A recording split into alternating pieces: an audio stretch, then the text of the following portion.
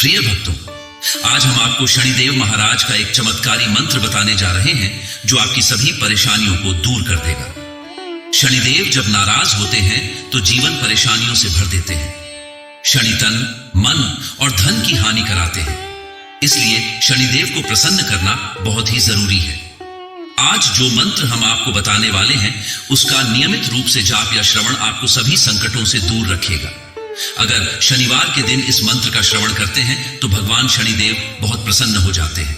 शनि की छाया, शनि की दृष्टि और साढ़े साथी ढैया से यदि परेशान है तो यह मंत्र आपके लिए वरदान है। तो आइए इस शनि महामंत्र का श्रवण कर लेते हैं। बस आपको इस मंत्र को अपने घर या दुकान पर मोबाइल फोन में चलाकर रख देना है और ध्यान रहे कि इस मंत्र को पूरा 108 बार श्रवण करें। अगर इससे भी ज्यादा कर सकें तो दोबारा से वीडियो को चला दें। वीडियो पसंद आए तो दिल से एक लाइक जरूर करें और हमारे चैनल मंत्र का ज्ञान को सब्सक्राइब करें। कमेंट में जय शनिदेव लिखना ना भूलें। मंत्र इस प्रकार है। ॐ ह्रीं नीलाञ्जन समाभासं रविपुत्रं यमाग्रजं छायामार्तं सम्भुतं तं नमामि शनैश्चरम्। ॐ ह्रीं नीलाञ्जन समाभासं रविपुत्रं यमाग्रजं छायामार्तं सम्भुतं तं नमामि शनैश्चरम्। ॐ ह्रीं नीलाञ्जन समाभासं रविपुत्रं यमाग्रजं छायामार्तं सम्भुतं तं नमामि शनैश्चरम्। ॐ ह्रीं नीलाञ्जन समाभासं रविपुत्रं यमाग्रजं छायामार्तं सम्भुतं तं नमामि शनैश्चरम्। ॐ ह्रीं नीलाञ्जन समाभासं रविपुत्रं यमाग्रजं छायामार्तं सम्भुतं तं नमामि शनैश्चरम्। ॐ ह्रीं नीलाञ्जन समाभासं रविपुत्रं यमाग्रजं छायामार्तं सम्भुतं तं नमामि शनैश्चरम्। ॐ ह्रीं नीलाञ्जन समाभासं रविपुत्रं यमाग्रजं छायामार्तं सम्भुतं तं नमामि शनैश्चरम्। ॐ ह्रीं नीलाञ्जन समाभासं रविपुत्रं यमाग्रजं छायामार्तं सम्भुतं तं नमामि शनैश्चरम्। ॐ ह्रीं नीलाञ्जन समाभासं रविपुत्रं यमाग्रजं छायामार्तं सम्भुतं तं नमामि शनैश्चरम्। ॐ ह्रीं नीलाञ्जन समाभासं रविपुत्रं यमाग्रजं छायामार्तं सम्भुतं तं नमामि शनैश्चरम्। ॐ ह्रीं नीलाञ्जन समाभासं रविपुत्रं यमाग्रजं छायामार्तं सम्भुतं तं नमामि शनैश्चरम्। ॐ ह्रीं नीलाञ्जन समाभासं रविपुत्रं यमाग्रजं छायामार्तं सम्भुतं तं नमामि शनैश्चरम्। ॐ ह्रीं समाभासं रविपुत्रं यमाग्रजं छायामार्तं सम्भूतं तं नमामि शनैश्चरम्। ॐ ह्रीं नीलाञ्जनसमाभासं रविपुत्रं यमाग्रजं छायामार्तं सम्भूतं तं नमामि शनैश्चरम्। ॐ ह्रीं नीलाञ्जनसमाभासं रविपुत्रं यमाग्रजं छायामार्तं सम्भूतं तं नमामि शनैश्चरम्। ॐ ह्रीं नीलाञ्जनसमाभासं रविपुत्रं यमाग्रजं छायामार्तं सम्भूतं तं नमामि शनैश्चरम्। ॐ ह्रीं नीलाञ्जनसमाभासं रविपुत्रं यमाग्रजं छायामार्तं सम्भूतं तं नमामि शनैश्चरम्। ॐ ह्रीं नीलाञ्जनसमाभासं रविपुत्रं यमाग्रजं छायामार्तं सम्भूतं तं नमामि शनैश्चरम्। ॐ ह्रीं नीलाञ्जनसमाभासं रविपुत्रं यमाग्रजं छायामार्तं सम्भूतं तं नमामि शनैश्चरम्। ॐ ह्रीं नीलाञ्जनसमाभासं रविपुत्रं यमाग्रजं छायामार्तं सम्भूतं तं नमामि शनैश्चरम्। ॐ ह्रीं नीलाञ्जनसमाभासं रविपुत्रं यमाग्रजं छायामार्तं सम्भूतं तं नमामि शनैश्चरम्। ॐ ह्रीं नीलाञ्जनसमाभासं रविपुत्रं यमाग्रजं छायामार्तं सम्भूतं तं नमामि शनैश्चरम्। ॐ ह्रीं नीलाञ्जनसमाभासं रविपुत्रं यमाग्रजं छायामार्तं सम्भूतं तं नमामि शनैश्चरम्। ॐ ह्रीं नीलाञ्जनसमाभासं रविपुत्रं यमाग्रजं छायामार्तं सम्भूतं तं नमामि शनैश्चरम्। ॐ ह्रीं नीलाञ्जनसमाभासं रविपुत्रं यमाग्रजं छायामार्तं सम्भूतं तं नमामि शनैश्चरम्। ॐ ह्रीं नीलाञ्जनसमाभासं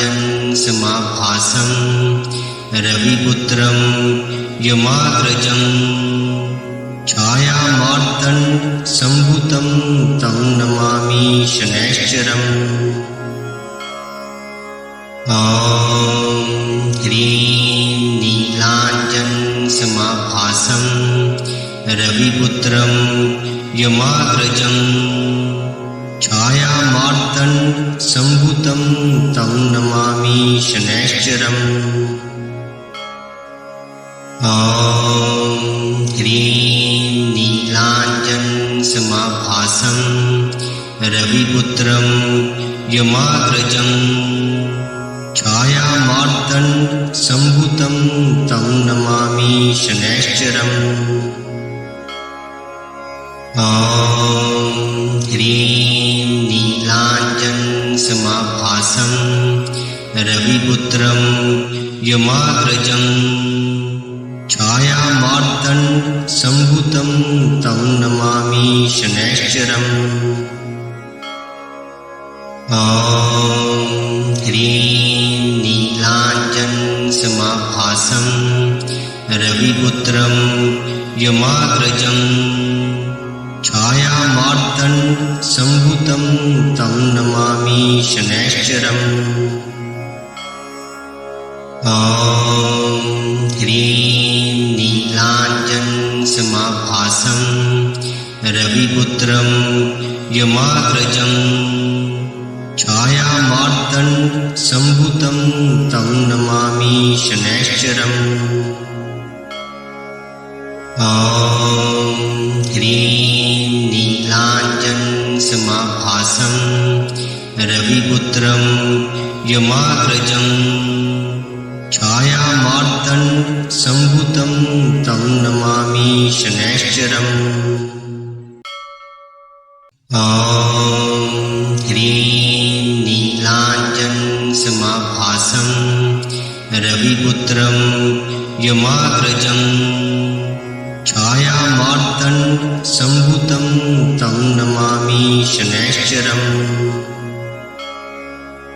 ॐ ह्रीं नीलाञ्जनसमाभासं रविपुत्रं यमाग्रजं छायामार्तण्डसम्भूतं तं नमामि शनैश्चरम् ॐ ह्रीं नीलाञ्जनसमाभासं रविपुत्रं यमाग्रजं छायामार्तण्डसम्भूतं तं नमामि शनैश्चरम् ॐ ह्रीं नीलाञ्जनसमाभासं रविपुत्रं यमाग्रजं छायामार्तण्डसम्भूतं तं नमामि शनैश्चरम् ॐ ह्रीं नीलाञ्जनसमाभासं रविपुत्रं यमाग्रजं छायामार्तण्डसम्भूतं तं नमामि शनैश्चरम् ॐ ह्रीं नीलाञ्जनसमाभासं रविपुत्रं यमाग्रजं छायामार्तण्डसम्भूतं तं नमामि शनैश्चरम् ॐ ह्रीं नीलाञ्जनसमाभासं रविपुत्रं यमाग्रजं छायामार्तण्डसम्भूतं तं नमामि शनैश्चरम् ॐ ह्रीं नीलाञ्जनसमाभासं रविपुत्रं यमाग्रजं छायामार्तण्डसम्भूतं तं नमामि शनैश्चरम् ॐ ह्रीं नीलाञ्जनसमाभासं रविपुत्रं यमाग्रजं छायामार्तण्डसम्भूतं तं नमामि शनैश्चरम् ॐ ह्रीं नीलाञ्जनसमाभासं रविपुत्रं यमाग्रजं छायामार्तण्डसम्भूतं तं नमामि शनैश्चरम् ॐ ह्रीं नीलाञ्जनसमाभासं रविपुत्रं यमाग्रजं छायामार्तण्डसम्भूतं तं नमामि शनैश्चरम् ॐ ह्रीं नीलाञ्जनसमाभासं रविपुत्रं यमाग्रजं छायामार्तण्ड सम्भूतं तं नमामि शनैश्चरम्। ॐ ह्रीं नीलाञ्जनसमाभासं रविपुत्रं यमाग्रजं छायामार्तण्ड सम्भूतं तं नमामि शनैश्चरम्। ॐ ह्रीं नीलाञ्जनसमाभासं रविपुत्रं यमाग्रजं छायामार्तण्ड सम्भूतं तं नमामि शनैश्चरम्। ॐ ह्रीं नीलाञ्जनसमाभासं रविपुत्रं यमाग्रजं छायामार्तण्ड सम्भूतं तं नमामि शनैश्चरम्। ॐ ह्रीं नीलाञ्जनसमाभासं रविपुत्रं यमाग्रजं छायामार्तण्ड सम्भूतं तं नमामि शनैश्चरम्। ॐ ह्रीं नीलाञ्जनसमाभासं रविपुत्रं यमाग्रजं छायामार्तण्ड सम्भूतं तं नमामि शनैश्चरम्। ॐ ह्रीं नीलाञ्जनसमाभासं रविपुत्रं यमाग्रजं छायामार्तण्ड सम्भूतं तं नमामि शनैश्चरम्। ॐ ह्रीं नीलाञ्जनसमाभासं रविपुत्रं यमाग्रजं छायामार्तण्ड सम्भूतं तं नमामि शनैश्चरम्। ॐ ह्रीं नीलाञ्जनसमाभासं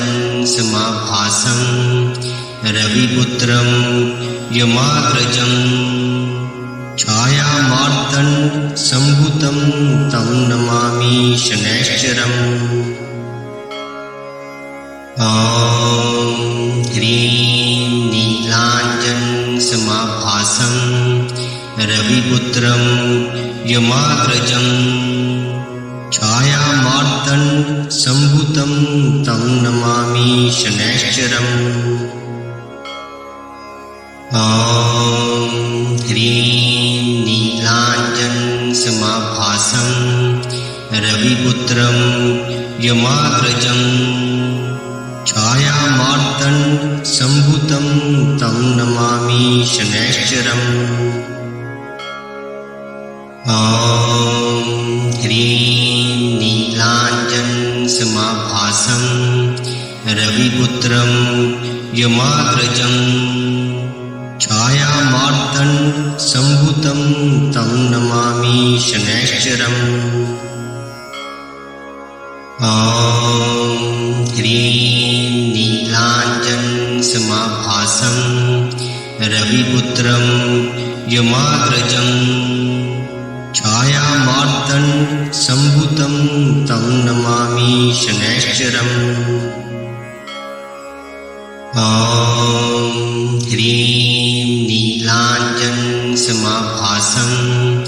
रविपुत्रं यमाग्रजं छायामार्तण्ड सम्भूतं तं नमामि शनैश्चरम्। ॐ ह्रीं नीलाञ्जनसमाभासं रविपुत्रं यमाग्रजं छायामार्तण्ड सम्भूतं तं नमामि शनैश्चरम्। ॐ ह्रीं नीलाञ्जनसमाभासं रविपुत्रं यमाग्रजं छायामार्तण्ड सम्भूतं तं नमामि शनैश्चरम्। ॐ ह्रीं नीलाञ्जनसमाभासं समाभासं रविपुत्रं यमाग्रजं छायामार्तण्डसम्भूतं तं नमामि शनैश्चरम्। ॐ ह्रीं नीलाञ्जनसमाभासं रविपुत्रं यमाग्रजं छायामार्तण्डसम्भूतं तं नमामि शनैश्चरम्। ॐ ह्रीं नीलाञ्जनसमाभासं रविपुत्रं यमाग्रजं छायामार्तण्डसम्भूतं तं नमामि शनैश्चरम्। ॐ ह्रीं नीलाञ्जनसमाभासं रविपुत्रं यमाग्रजं छायामार्तण्डसम्भूतं तं नमामि शनैश्चरम्। ॐ ह्रीं नीलाञ्जनसमाभासं रविपुत्रं यमाग्रजं छायामार्तण्डसम्भूतं तं नमामि शनैश्चरम्। ॐ ह्रीं नीलाञ्जनसमाभासं रविपुत्रं यमाग्रजं छायामार्तण्डसम्भूतं तं नमामि शनैश्चरम्। ॐ ह्रीं नीलाञ्जनसमाभासं रविपुत्रं यमाग्रजं छायामार्तण्डसम्भूतं तं नमामि शनैश्चरम्। ॐ ह्रीं नीलाञ्जनसमाभासं रविपुत्रं यमाग्रजं छायामार्तण्डसम्भूतं तं नमामि शनैश्चरम्। ॐ ह्रीं नीलाञ्जनसमाभासं रविपुत्रं यमाग्रजं छायामार्तण्डसम्भूतं तं नमामि शनैश्चरम्। ॐ ह्रीं नीलाञ्जनसमाभासं रविपुत्रं यमाग्रजं छायामार्तण्डसम्भूतं तं नमामि शनैश्चरम्।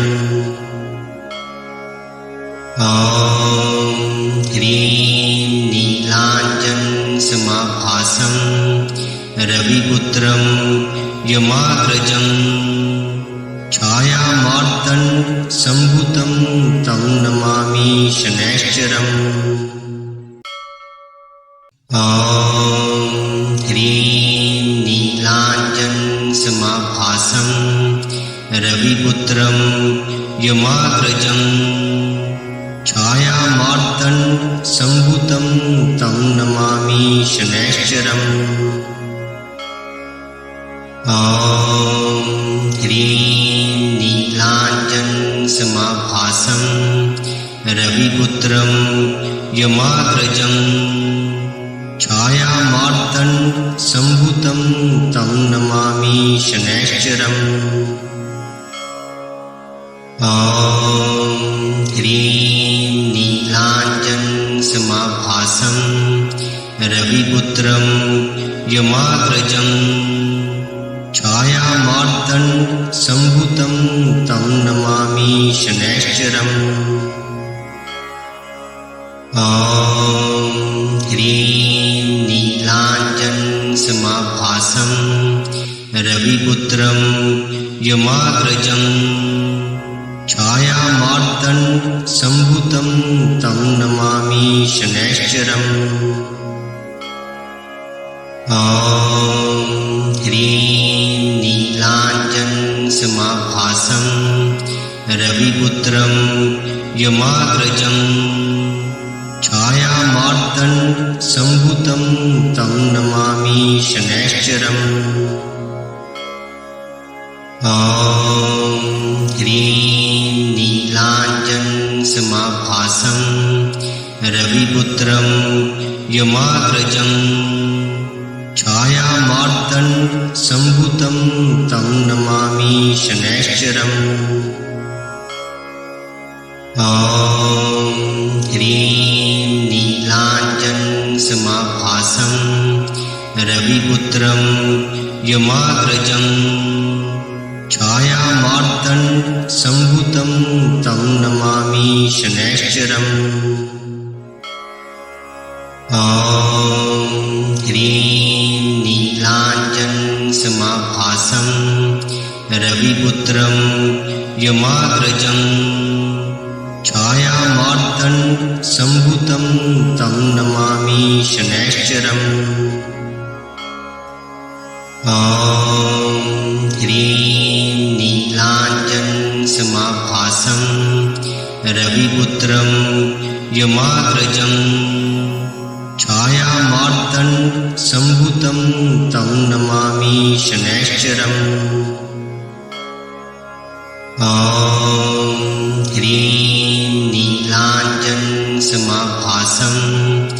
रविपुत्रं यमाग्रजं छायामार्तण्डसम्भूतं तं नमामि शनैश्चरम्। ॐ ह्रीं नीलाञ्जनसमाभासं रविपुत्रं यमाग्रजं छायामार्तण्डसम्भूतं तं नमामि शनैश्चरम्। ॐ ह्रीं नीलाञ्जनसमाभासं रविपुत्रं यमाग्रजं छायामार्तण्डसम्भूतं तं नमामि शनैश्चरम्। ॐ ह्रीं नीलाञ्जनसमाभासं रविपुत्रं यमाग्रजं छायामार्तण्डसम्भूतं तं नमामि शनैश्चरम्।